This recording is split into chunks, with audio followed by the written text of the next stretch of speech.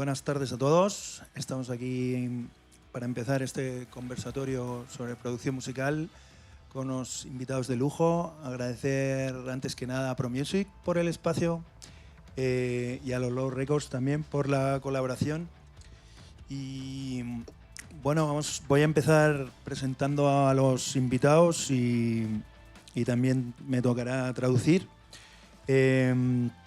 Empezamos por Diego Sagredo, que está aquí a mi lado, guitarrista, compositor de la banda chilena Consequence of Energy, que está llegando del Surf Festival, que han tenido una presentación exitosa ya y que bueno, es el responsable por el cual está Garth y Dean acá.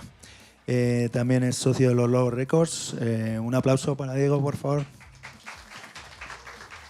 Hola, ¿cómo están? Buenas tardes. Disculpen la voz, que venimos de hacer un show ayer en Pichilemu, como con 15,000 personas, estuvo muy bueno. Yeah, we have to understand that he is actually hungover like fuck today. So, yeah. So that low radio voice is really not his real voice. So he's in pain today. Bueno. Rockstar. Seguimos con Dean Maher, ingeniero y productor. Ha trabajado con artistas como AC/DC, Rage Against the Slayer, Bryan Adams. Un aplauso para Dean.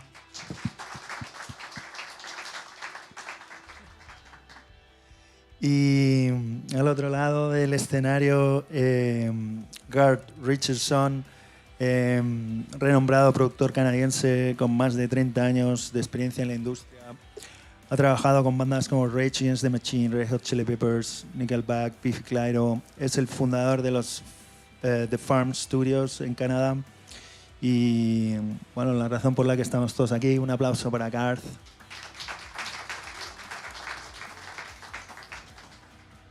Y bueno, antes de nada, me gustaría dar un poco de contexto de por qué la charla. Yo como hace, no sé si fue de 2 meses o sí, estaba en una sesión de grabación en La Salitrera con Tomás Pérez y de repente me comenta que Garth Richardson está en Pichilemu grabando un disco y digo, ¿cómo? No puede ser. Hay que traerlo, hay que hacer algo con él, es una leyenda absoluta, ¿no? Y nada, ahí contacté con Los Lobos Records, con Oscar y con Diego y les comentamos la idea de hacer algo, de hacer este conversatorio. Aquí estamos, entonces... Antes de nada, Diego, cuéntanos cómo surge esta relación con Garth, con Dean, cómo os conocéis y cómo surge este proyecto de grabar el disco de tu banda ya en Los Lobos Records. Bueno, con Garth nos conocimos hace unos 12 años atrás en Vancouver. Yo estaba con otro proyecto que tenía en ese entonces y grabé un disco anteriormente en su estudio. Él tenía un estudio que se llama Nimbus, como una escuela, y aparte de Spider Mountain Studio, y ahí partimos la primera producción. Entonces ahí nos conocimos, tuvimos una participación que tuvimos una gira media larga con esa banda, y después yo me salí de ese grupo por diferencias y siempre nos quedamos con ganas de trabajar en algo nuevo. Y pasaron unos años y encontramos las condiciones como técnicas apropiadas para poder llevar el proyecto que queríamos hacer. O sea, queríamos hacer un disco muy bien hecho, 100% producido en Chile, con todas las técnicas de poner los amplificadores. No sé, usamos 4 gabinetes de guitarra, 4 amplificadores para grabar guitarra, lo mismo para el bajo, la batería. O sea que la producción se lleve a mucho detalle.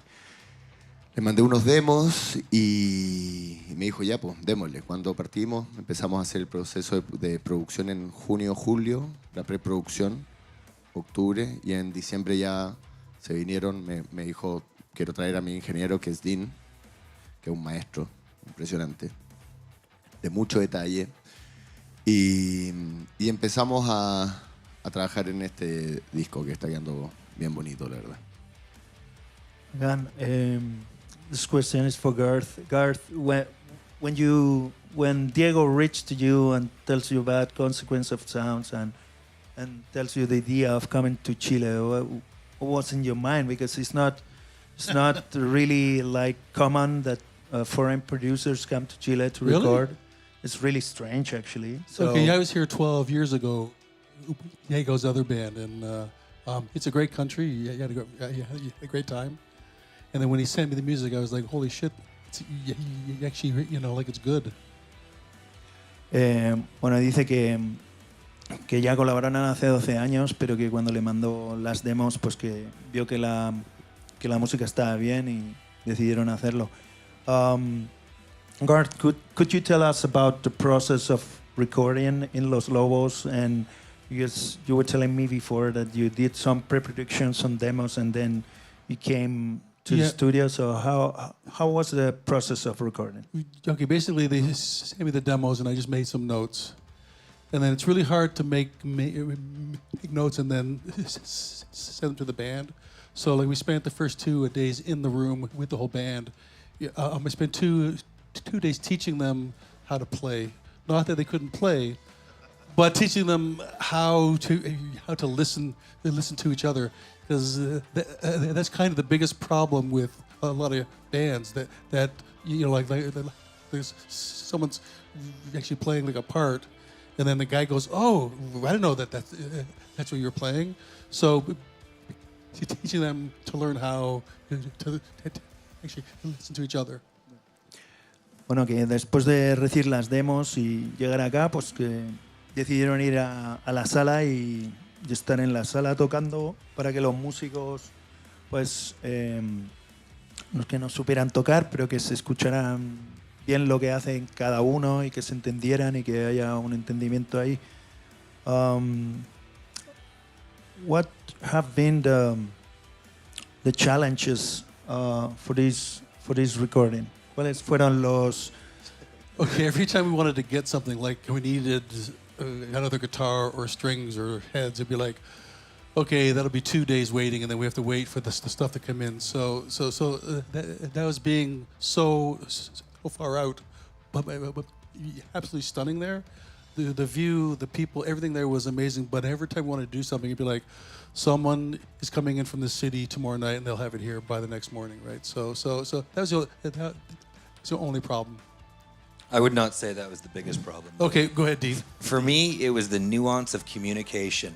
Unfortunately, I come down here not knowing any Spanish, and it's very challenging to go into a situation where you're the only English-speaking person, and I'm aware it's my fault. I'm the one that should have. I'm the one that should have come more prepared speaking Spanish, and it's really a challenge to try and get through the nuance of an idea across a language that you don't speak. So next time when I come, I'll be much better prepared. Yeah, thank God for Google Translate. No kidding. Bueno, Dean dice que el mayor reto fue la comunicación, ya que no habla español, pero bueno, ahí con el Google Translate, como dice Garth, se solucionan los problemas. Garth, you were before showing some stuff from the recording. You want to show it or? Sure. Yeah? Okay. So there's a bunch of questions that he's going to ask us, and it was like, what are the up and coming producers going to learn how to do here? The thing that you have to learn is that you have to learn how to take risks. Stop listening to the people on the internet box, and how they're telling you this is the best plugin or this is the best thing and stuff. Use your ears, listen to what you're doing, and learn how to take risks and do things outside of the box. Yeah.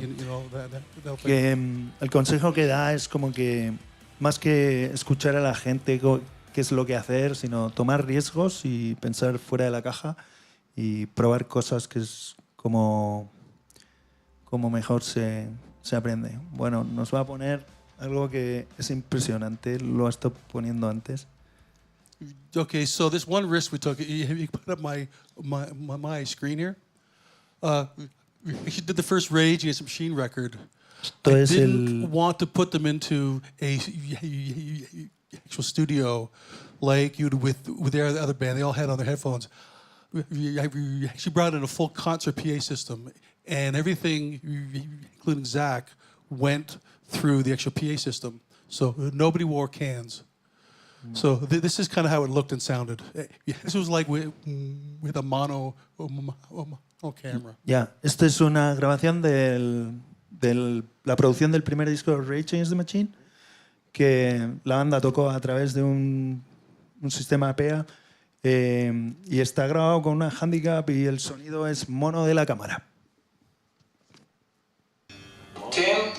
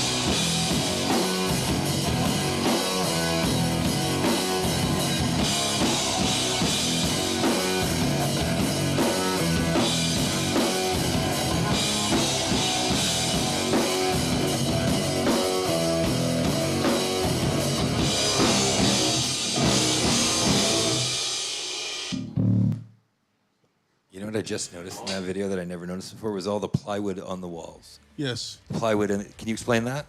I wanted to have a bit more live sound to it. Because our room was really dead, so I wanted it to be a little bit more live and you know, not so at the bottom end. Bueno, que la idea era captar ese sonido como directo de la banda. Dean, Garth, music production style has evolved a lot in the last years, and with technology, what is the main, like, your main when you produce a record? What you feel inside your heart, like this is how it has to sound, or what guides you to get a good production?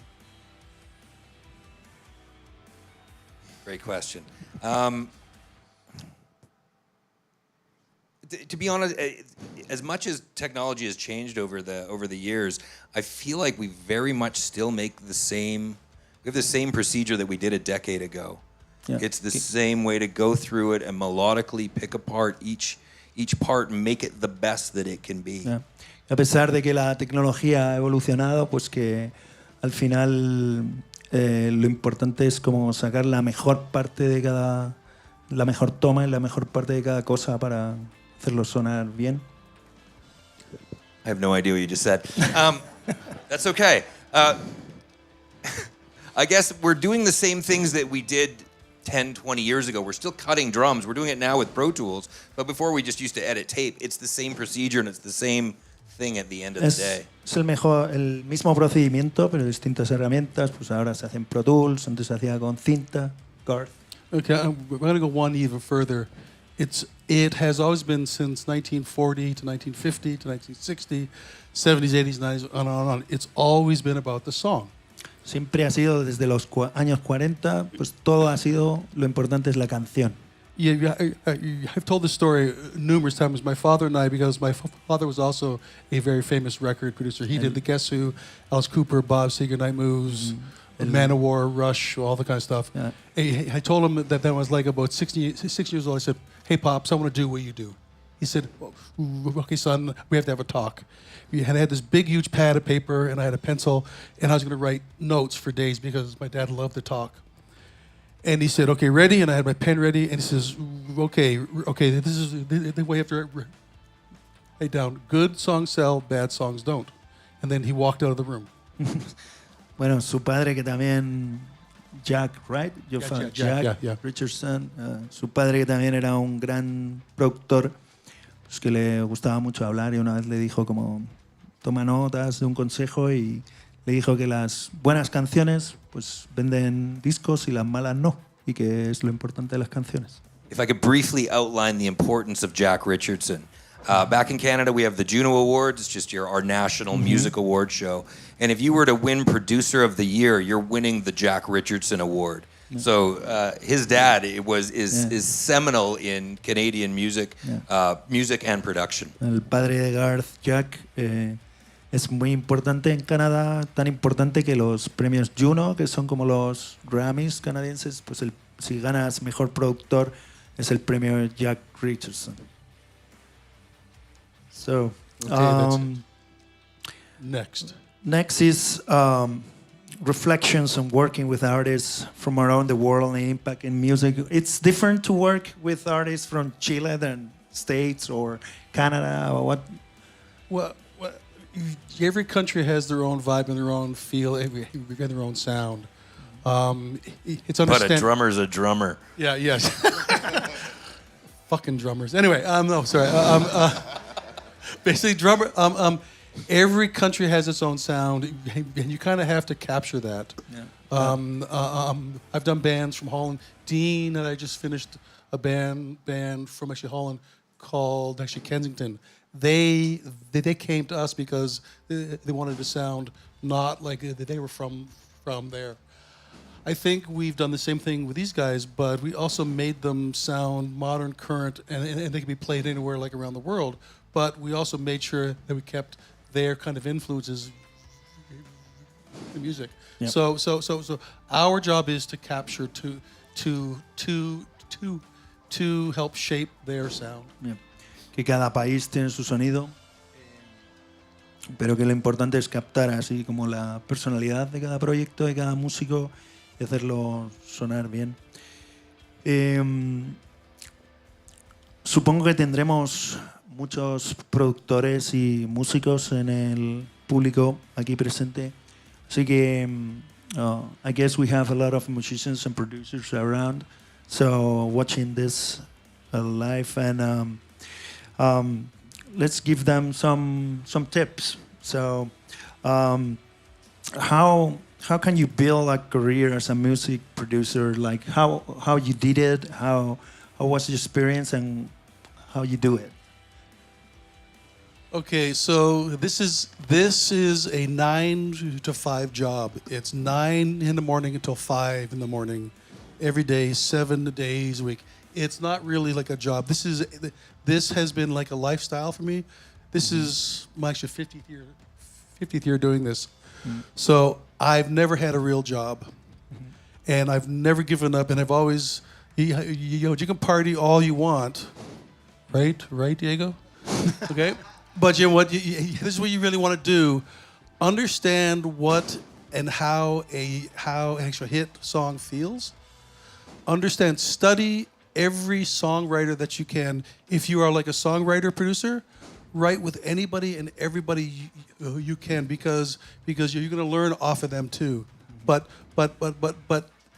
get up and just do it. Don't sit on your ass and wait. How come I don't have a hit? Anybody that wants to record, say, you know what to them? Yes, please, I'll do it. Bueno, que el trabajo de productor musical, pues que no es un trabajo normal de 9 a 5, que es un modo de vida, como lo ha sido para él, y que lo principal es tener oído como para saber identificar canciones que sean hits y también trabajar mucho, grabar con cualquier banda que te llame, estudiar a los compositores, músicos y trabajar. What is the importance of passion and perseverance and curiosity in music for you? You know what? Actual passion has never ever left me. You know, because it's like when you get to hear like a band's demo, and then you get to play it when it's all finished, and you go holy shit! That's exactly how I wanted it to be. That's a wonderful feeling. And I was at a hockey game in Canada, and I was with Bob Ezrin, and Bob Ezrin did The Wall by Pink Floyd. And at the one hockey game, him and I had 5 songs playing between the plays. And we kind of both looked at each other and went, fucking pretty good, right? right? So there's that kind of reward that you get, but you still have to have the passion. You have to get up and you want to do this, because this is a lonely. Like, we came down to these guys. I think we took how many days? Like 4 days in the whole time, because we worked and worked and worked and worked and worked and worked every day. Yeah, yeah. Bueno, que la pasión nunca le ha abandonado, pero que no solo hace falta pasión, también perseverancia y trabajo. Diego, cuéntanos vuestra experiencia como músicos grabando con Dean y con Garth. ¿Qué es lo que resaltarías de trabajar con ellos dos? Bueno, primero que nada, como decía él, como la perseverancia en el trabajo, la constancia, la meticulosidad, o sea, ser muy meticuloso en todos los detalles, desde la afinación, el tempo, el timing, pero perfecto, no más o menos, no, ahí está bien, no tiene que ser perfecto, perfecto. Y también el performance artístico, o sea, el momento de tu ejecución también tiene que ser perfecta. No la arreglas después en la edición, no la arreglas después en la mezcla. Haces todo lo mejor posible para que termina sonando y está perfecto. O sea, nosotros, por ejemplo, ahora tenemos unas rough mixes que vamos a mostrar después, que eso es como en crudo y suena como que estuviera mezclado, ¿me entiendes? O sea, se le manda después a mezclar el disco, pero ya suena como lo que tú quieres, ¿verdad? No vas a buscarla, decir, no, después arreglamos la afinación después. Eso es como que me decía, no, eso es de flojo, ¿me entiendes? ¿No? Eso es de... Así que primero eso, la meticulosidad, la rigurosidad, el trabajo constante. O sea, nosotros la trabajamos todos los días desde las 9 de la mañana hasta las 3 de la mañana y terminamos y ellos seguían editando. O sea, se graba, se edita, se limpia, queda lo mejor posible y después sigues. No se dejan las cosas para después. Otra de las razones por qué trabajamos con Garth, tengo otros amigos también dentro del mundo de la producción, como Sean Bevan, que trabajó con Nine Inch Nails, Marilyn Manson, Slayer, o Paul Kendall, que trabajó con Depeche Mode. Pero yo quería mucho volver a trabajar con Garth porque él tiene un trabajo de la musicalidad, de la voz, de cómo las melodías, como el trabajo vocal, que yo creo que es muy importante, porque al final la gente puede ser un muy buen guitarrista, un excelente baterista, pero al final la gente se acuerda de las canciones, o sea, de las letras. Yo soy el guitarrista de la banda y es terrible porque the singer is the most important. Okay, but one thing that if I can understand, they're talking about perfection. Yeah. But the one thing about the singer was Mike is like a complete wild horse. Yeah, He's a bull. He's completely crazy, amazingly singerish, right? Yeah. Performance oriented. Yes, performance orientated. I made sure that we captured it. His singing is not absolutely perfect, Exactly. but there's a vibe there. Exactly. El Mike, el cantante de Consequence of Energy, dice que es una bestia y que un cantante como orientado a la performatividad, a lo expresivo, que igual no es perfecto, pero tiene su vibra y eso es lo que... Y eso era lo que queríamos capturar y hacerlo de buena manera, ¿verdad?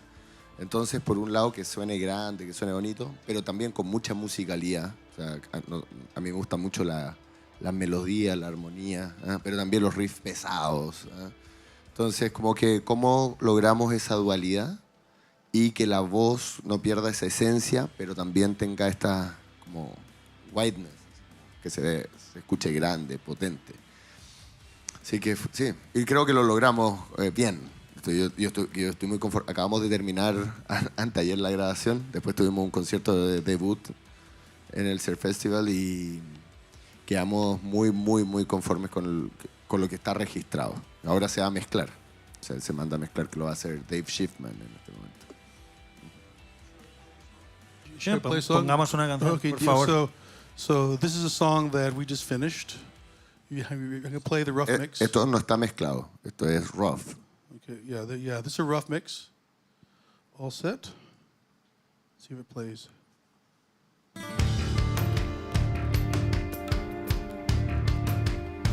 Sometimes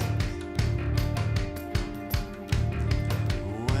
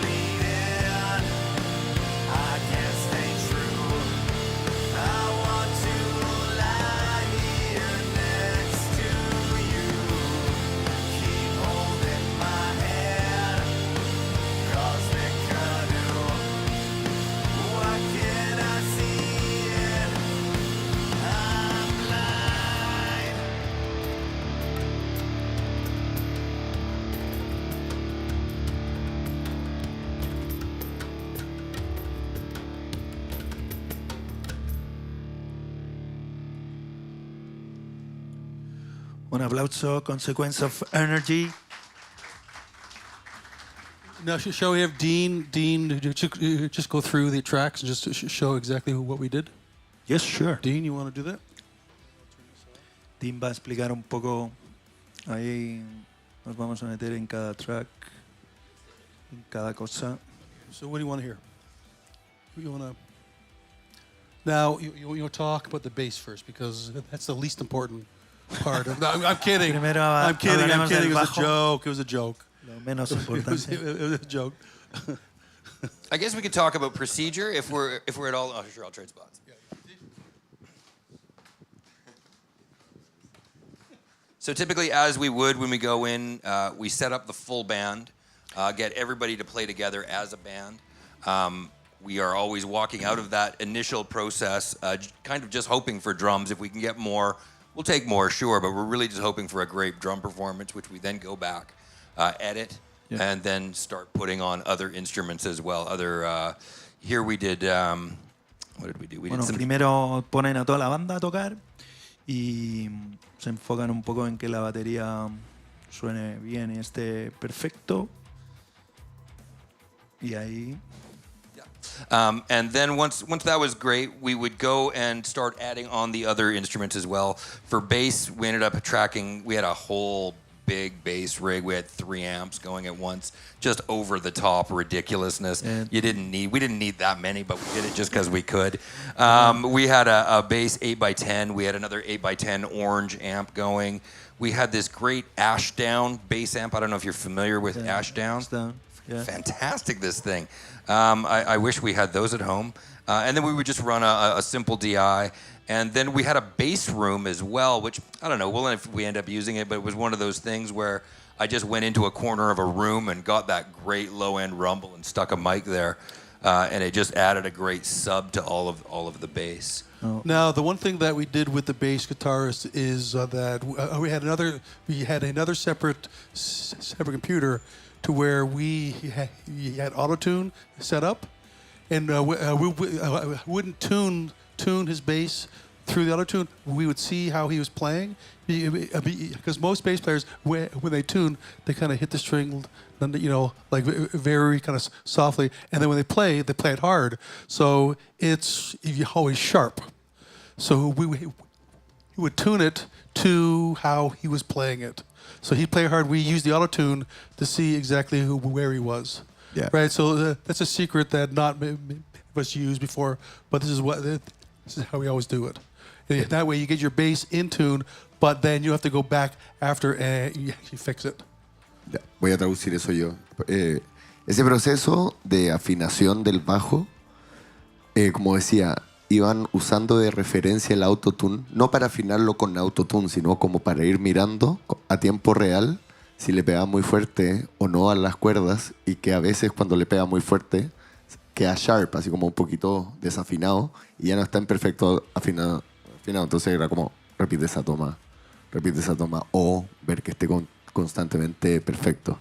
Y bueno, y Dean habló un poco de la selección de los amplificadores y bajos que escucharon, que fueron algunas marcas que usamos 3 amplificadores y una línea directa.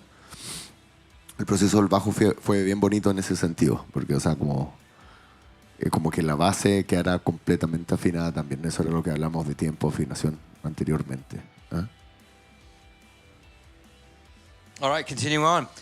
Once bass was tracked, we would go then and just... Oh, can you play some of the bass sounds just so they can get you get a clear idea of exactly what we did? Van a tocar el bajo para tener una visión más clara. Just go from the DI and then do the amps, and they can you kind of hear them. When I think to myself, You can turn that off. I There's not the bass, remember Dean. that time. Bass. That's not the bass.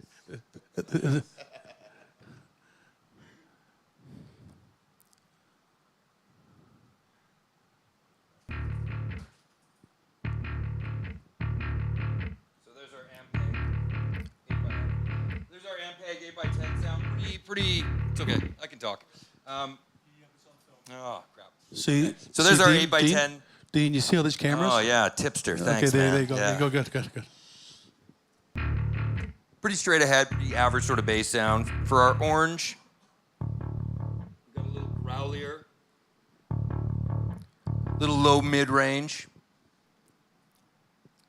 Then this Ashdown amp, which I absolutely love. If we can hear it. Just so clear. So many options with that amp, that cabinet, that blue one, you know the one? I don't know. It's fantastic. Then we went with just a simple active DI, nothing. What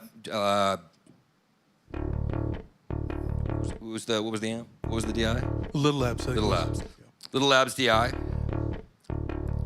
And all of this would be set up through a Little Lab. Do you guys use Little Labs? Guitar splitters? We would all do it through a Little Lab into 3 different heads and 3 different cabs and have a great big long line of mics going, and it looked fantastic. Yeah, that was it for bass. To be honest, most of the time I just use the first 3. I don't do a lot of the DI in the room. Yes.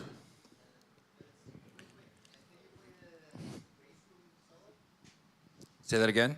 Can you please solo the bass room? The bass room. Ah, the bass room. Let's hear the bass room.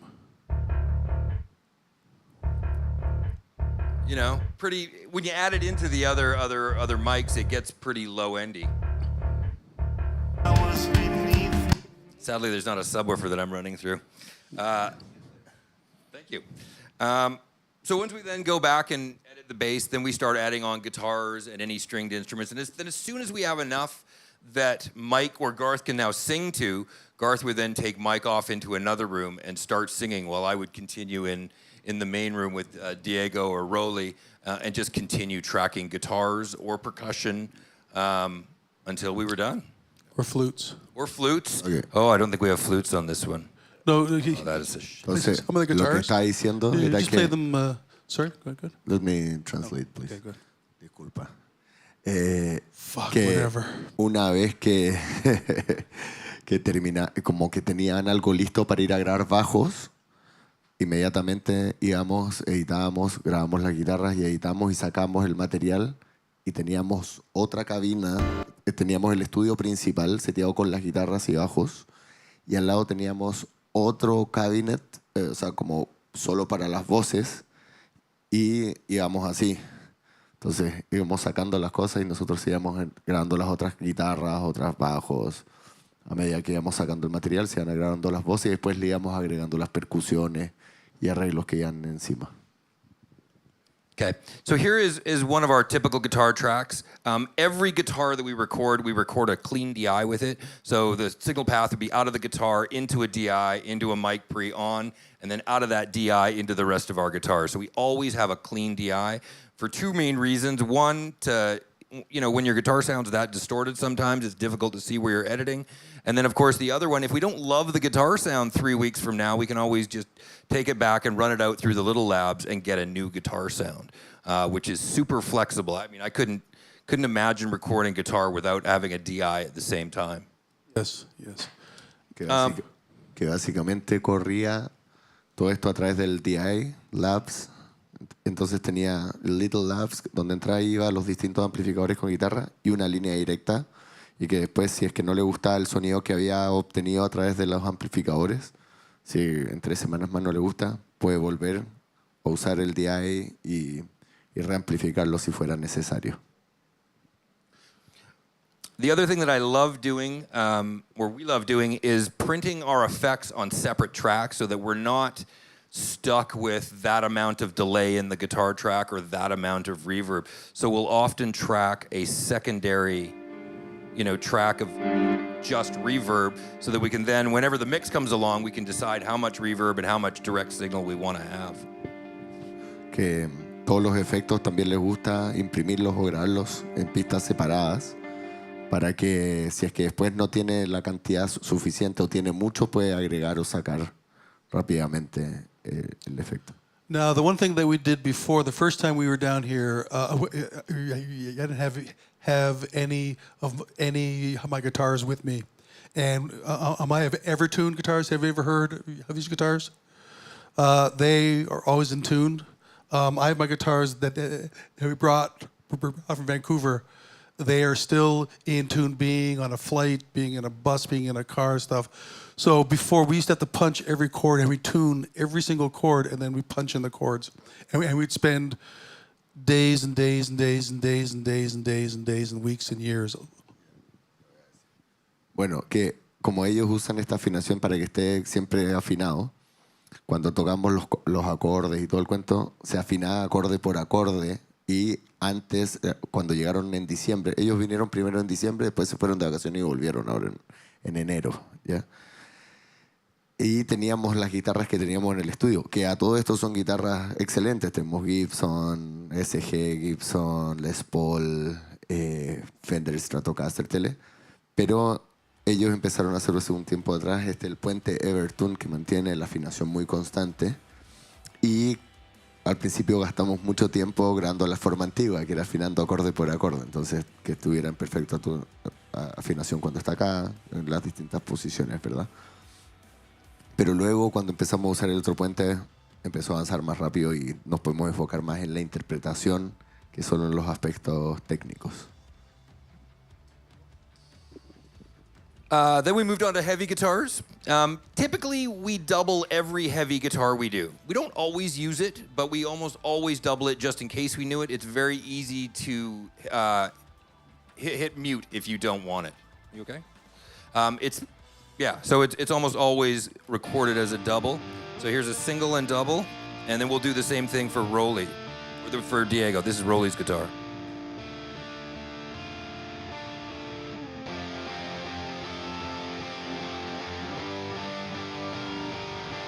That's the basic rhythm track for heavies. And then underneath that, we also have a baritone guitar doing whole notes, either just straight up power chords, or if we had a 7-string, we'd do it an octave down.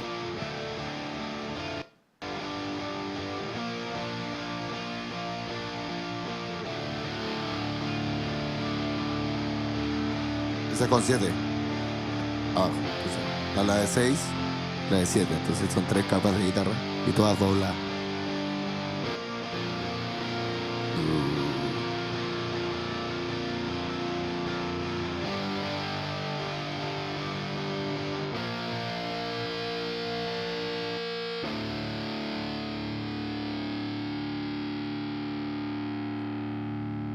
Ahí usamos una guitarra barítono, una ESP LTE T7. So every single chord there was tuned and then punched in. Y todos los acordes fueron así afinados y pinchados. Entonces primero lo tocamos entero y después arreglamos toda la afinación. Es una locura. Bueno, después cuando lo hicimos con el puente Everton no tomó tanto tiempo. Ahí fue más fácil, más fluido. Después fue Was Weaker Later.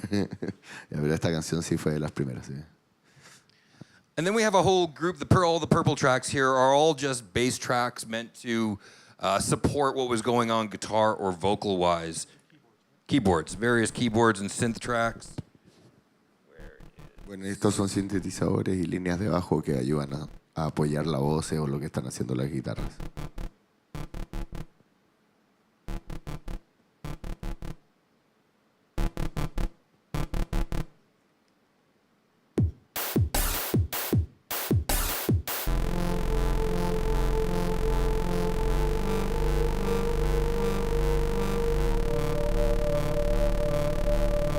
I won't make you listen to all that.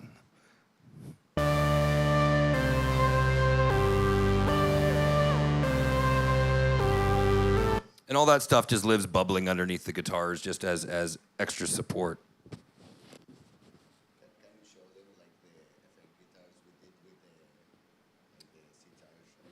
The effect guitars with the sitar. I know what he means. Okay, sorry. Yes, I can. Oh, fuck. I don't love your computer, Garth. Really? Yeah. Well, then fuck you too, okay? Okay, you know? Wow, that was Just aggressive. fuck right off right now. Fucking put him back in coach on the flight home.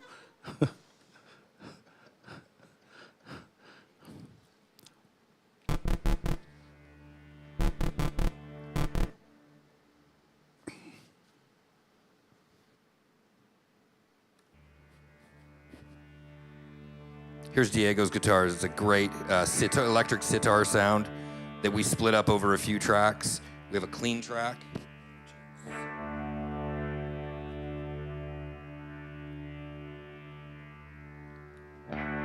Ese es con un pedal Electro Harmonix, el sitar, y que tiene dos salidas. Entonces tiene como el sonido de las simpáticas y también el sonido como del...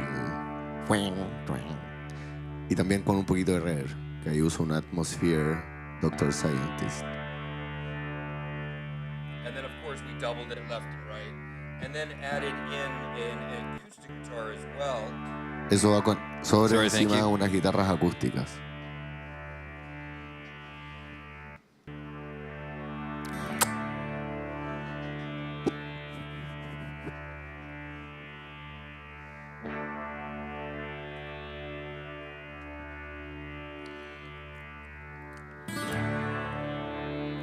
Which just lives underneath everything as well and sweetens it up. And I have to say that there were no...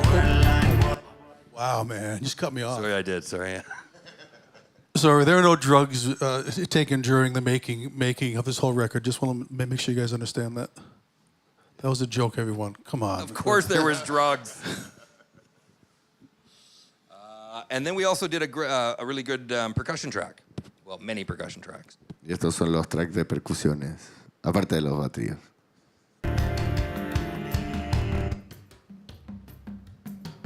Esto todo fue grabado también por nuestro baterista Maru.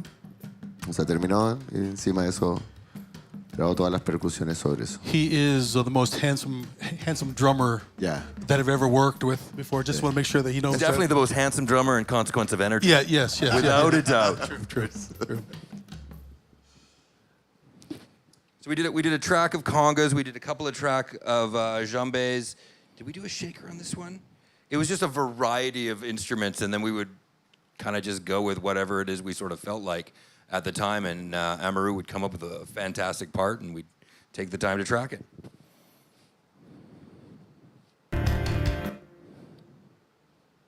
And then vocals.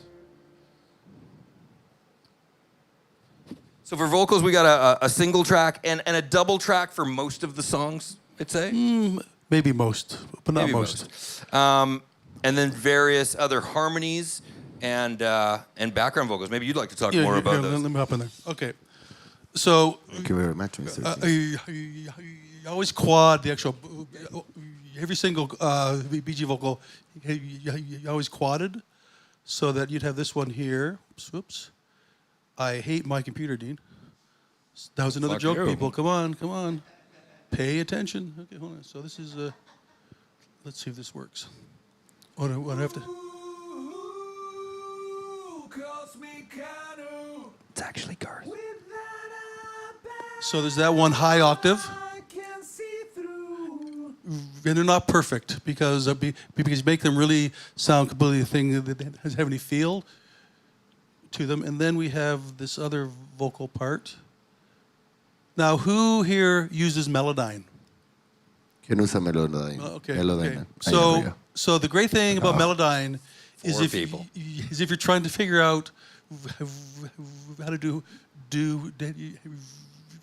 harmony vocals, you get your lead vocal, Melodyne it perfectly in tune, and then go in and go on to a new track, and then go like a third above, a fifth above, and so we did this. This is how I got these parts.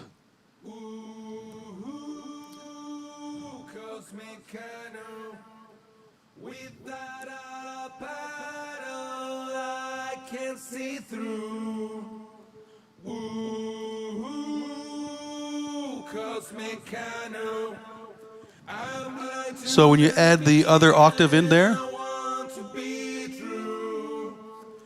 I can't believe in, I can stay true.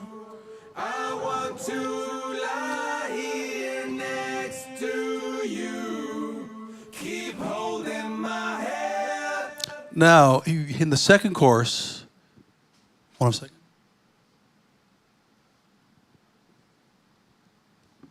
I added these extra weird kind of harmonies in it. So it just added a neat texture to it. Entonces, que en el Mudvayne hacía como las octavas, terceras, después se graban de nuevo para lograr esas armonías. Y el primer coro y el segundo coro es distinto y el segundo un poco distinto, entonces ahora se los voy a mostrar. Okay, ready? Here they come. Without a pedal, I can't see through. And it comes again. I'm blind to the feeling I want to be true. So when you add that to all of these guys, you get this really neat kind of harmony chorus to it. This is really slow, Dean. Sorry, man. Okay, so you have this. Without a pedal, I can't see through. Ooh, cosmic canoe. I'm blind to the feeling I want. So now you heard, I kind of heard a minor second there, and then if you go to the last chorus, I change it up a bit. Without a pedal, I Okay, so you hear the chorus there, Y la otra cambia. and then you hear this second chorus. It's this. Can I ask something? Una pregunta por allá. Somebody have a question? Yeah, me. Yes. Sorry. I didn't understand because you said you did use Mudvayne, right? Yeah, so you use Melodyne to get the parts, and then I'd have the actual singers sing to those but parts. You show them the I said, notes. He'd This create is the the part. harmony Right in notes. Melodyne and then get them to sing that melody. Yeah. Se and muestra that's- como una referencia, Yeah. Okay. entonces se crea y después Yeah. le dice, ya, canta esta cuestión. Ah, ya, porque si no, no se entiende. Ya, claro. Nosotros estábamos con la duda de cómo logró que no sonara robótico, porque no habíamos cachado. Yes. Gracias. Yeah. ¿Y otra So when pregunta? you have the lead vocal in with all the harmony parts, Le queda la voz principal con las armonías. you have this now. Without a pedal, I can't see through. Ooh, cosmic canoe. I'm blind to the feeling I want to be true. Because the song's very kind of minor, I wanted it to be very kind of disturbing and dark and not happy. I think was the way that I would say it. Que es como menor y que queríamos que no fuera feliz, sino como más dark, que sonara así. So that's it. Sí. There you go. Esa canción se trata de un viaje que tuvimos así como en la Amazonas y por eso en una canoa que fuimos con el cantante así, a visitar a unos grupos indígenas de la Amazonía, guaranis, ingas. Así que de eso se trata. Any other questions? So I guess we're gonna go to the Q&A because people probably would like to ask things to you.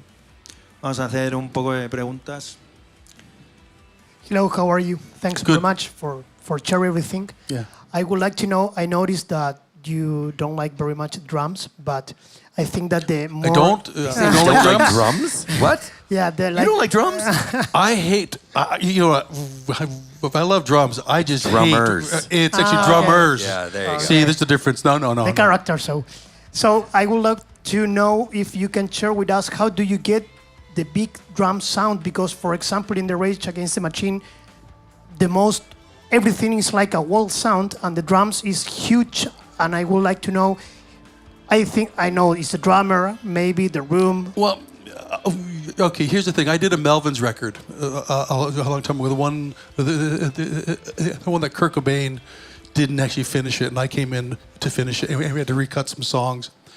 And I had this really young engineer, and he went out, put the microphone inside the kick drum, came back into the control room, and began to EQ the kick drum. And I slapped his hand. He goes, "What that for?" I said, "Go out and hear how it sounds in the room."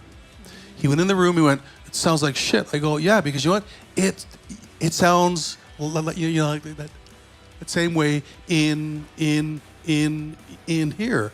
You have to get your sources to sound right. Spend the hour or 2 hours or hire great drum. Hire a drum drum tech. Hire It's someone worth it. that knows how to make drums sound great. Or if you have a shitty drummer, hire a great drum tech that can play. So when the drummer goes home, he actually replays the drum parts. Okay, nice. Thank You you. laugh, but it's not funny. It's not- We've never done that before. I want to add something. Yeah, yeah. En este álbum usamos una batería que usaba la Juanita Parra de los Jaivas. Gretsch. No me acuerdo exactamente cuál era la marca porque no soy baterista, pero me acuerdo que tenía un bombo de 24 y usamos medidas bien grandes en los toms. Y algo que nos decía Garth al principio era tratar de alejarnos de que la caja y los toms de 14, o sea, que la caja sea 14, pero tener 16, 18 y así. Y eso fue algo que también hicimos. O sea, también que lo que habló al principio, que tuvimos algunos problemas porque nuestro estudio está en Pichilemu y no hay muchas tiendas de música allá. Entonces teníamos unos parches aceitados y no les gustaba cómo sonó. Y teníamos hartos, pero teníamos después que buscar los porosos y nos costó conseguir un parche frontal de 24. Estuvimos como un día esperando mientras buscando. El Arthur de Arthur Music, no sé si lo conocen, me lo arrendó el desgraciado. So one of the things, one of the things that I do is I make the drummer sing along to the song. Make sure he knows all of the lyrics and he knows all the melodies. And I say, when you're singing, your only job is to keep time. And then when there's no singing and there's a hole, you can do a fill or you can do something. But every drummer that I've ever worked with, younger drummers, it's like 1, 2, 3, go, and it's a fucking drum solo on every beat. He's hitting cymbals and tom fills, and it's like, how about the singer?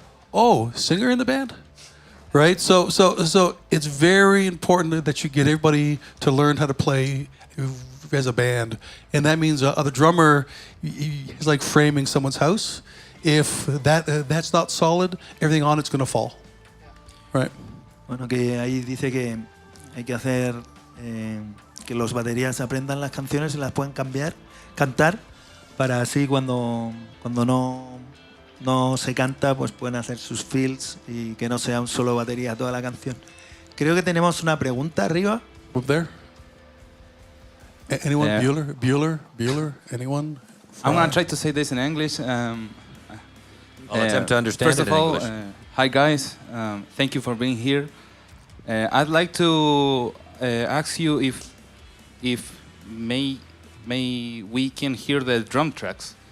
I see some interesting things on toms. For example, I see 2 tracks on floor tom, for example, and I'd like to That's hear just because that. there was 2 floor toms. I am miking it up with 2 mics, Uh-huh. and I do a top and bottom thing, but I like to combine them like a 60-40 or a 70-30 sort of thing into one track. I hate carrying too many tracks with me in a session, so I really commit to 1 kick track. Okay, I had a sub kick on this one. 1 snare track. I don't do a top and bottom. I did on this one, but I did this and the same thing with toms. I try and keep it as condensed as possible. Did I show you play them the drum tracks? Sure. Thank you very much.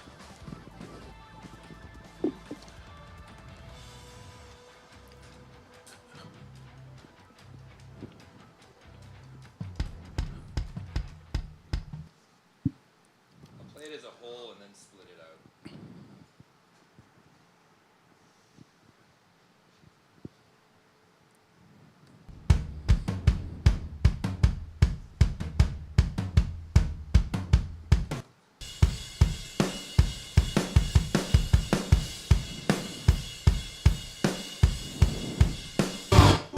Oops. Wow. So we have an inside mic here, an inside kick mic, pretty standard. I think we used 421 maybe, or an ATM 25, something like that. And then on the outside we put a FET 47 and combined the 2 so that it was just this sound.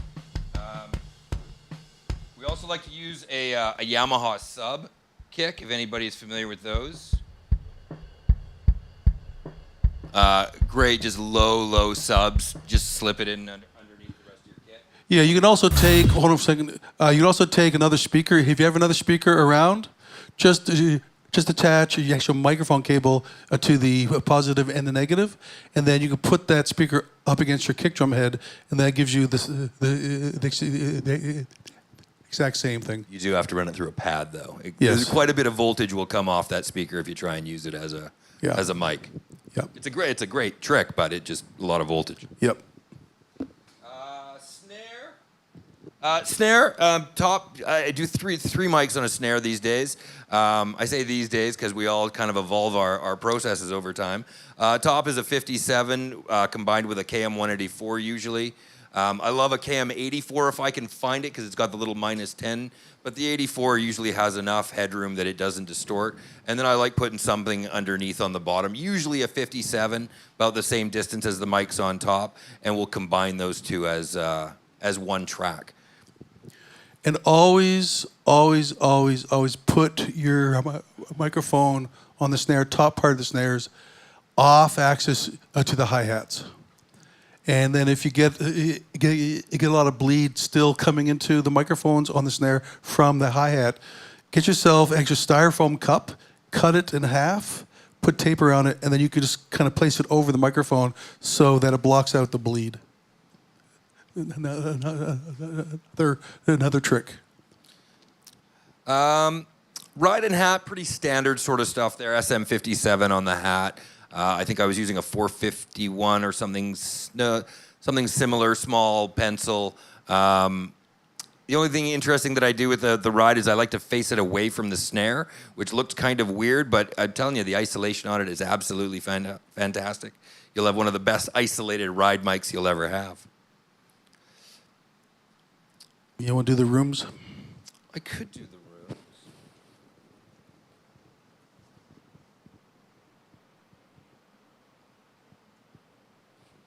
So here are the far rooms at Los Lobos.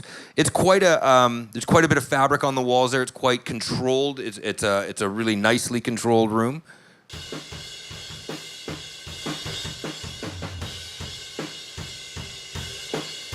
Nice and even, nothing crazy or offensive. I don't know how loud this will be.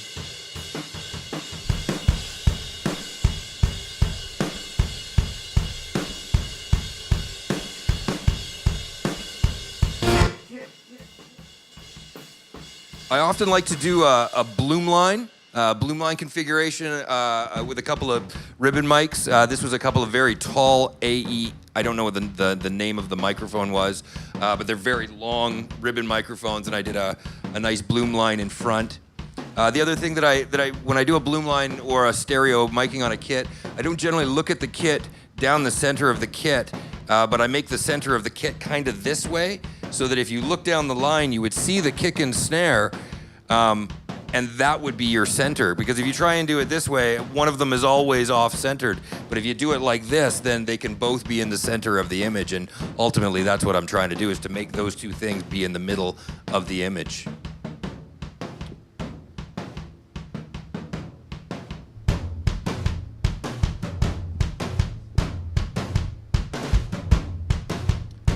I also did a mono ribbon mic. There's this great ribbon mic out of Australia called Nude, was the company.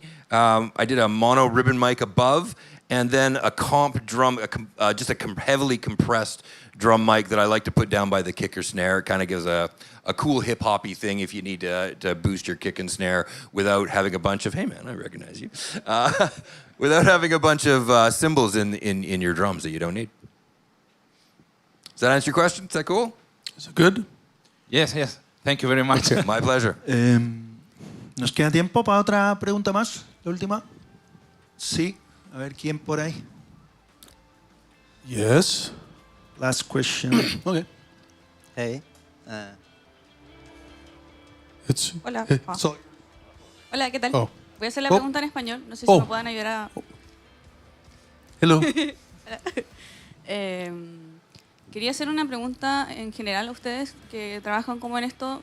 Si tienen alguna técnica en particular, hablando de baterías, que sea un formato más sencillo, como dices tú, que no te gusta quizás tener tantas pistas de batería. ¿Cómo sería tu formato más sencillo en el que tú hayas trabajado y hayas capturado todo lo que te haya gustado sacar de esa batería? Y sí, básicamente eso. No sé cómo formularlo de una mejor manera, pero un formato simple que te guste y que haya funcionado, quizás no con tantas pistas de batería. ¿Y con qué género lo has logrado? Si es que ha sido así. Like, what is the easiest way and to record drums, and what technique have you used that works? I got that one. Do you know who Glyn Johns is? Glyn Johns is a famous engineer, mostly well known for Led Zeppelin and the first couple of Eagles records. And there's a Glyn Johns drum miking technique where you have two large diaphragm condensers, one about 4 foot above the snare and the other one about 4 feet away from the snare over the toms, and then a kick and a snare, and that's probably the best way to get a nicely balanced drum kick. Glyn Johns, el productor de Led Zeppelin y Eagles, y su técnica de microfonía de baterías. You also hire a great drummer. That is the biggest secret with anything that we're going to do with what we do is if you have a really bad, horrible drummer, and this is why I don't like drummers, anyway, but hire somebody that can play because it makes your job easier. Eso. Trabajar con un buen batería y con alguien que pueda tocar, que hace la pega más fácil.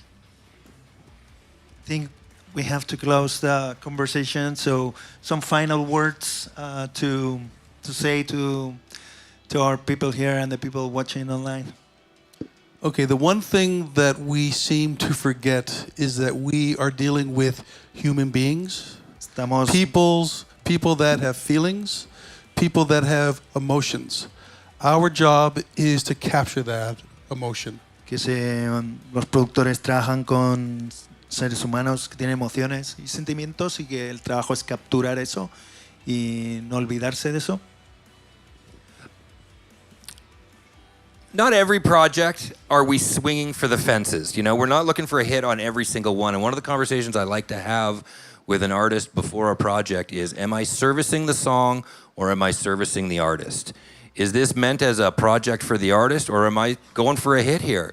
And I think if you and the artist are on the same page there, that's going to make a much smoother project for you. If one is shooting for the fences and one is just trying to do a record for his mom, it's probably not the best choice in the world. Que no todos los proyectos son buscar el hit y que bueno, que hay que ver si se está trabajando para el artista o para la canción para conseguir un hit. Try and make the experience as good for everyone as humanly possible.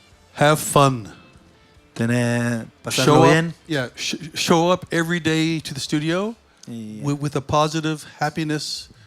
Enjoy. This is the most wonderful thing that you can do. This is my 50th year doing this, and again, I've never had a job, so I show up every day having the best time ever. Llegar al estudio con buena actitud y con las ganas de tener el mejor día y tras 53 años en el negocio, pues sigue disfrutando Garth. Eso sería todo. Un aplauso para los invitados. Gracias a todos por venir. Y nada, ahora nos podemos ver ahí un ratito. Gracias a Promusic y nos vemos en la siguiente. Thank you for having us. Thanks, guys. Cheers. Bye.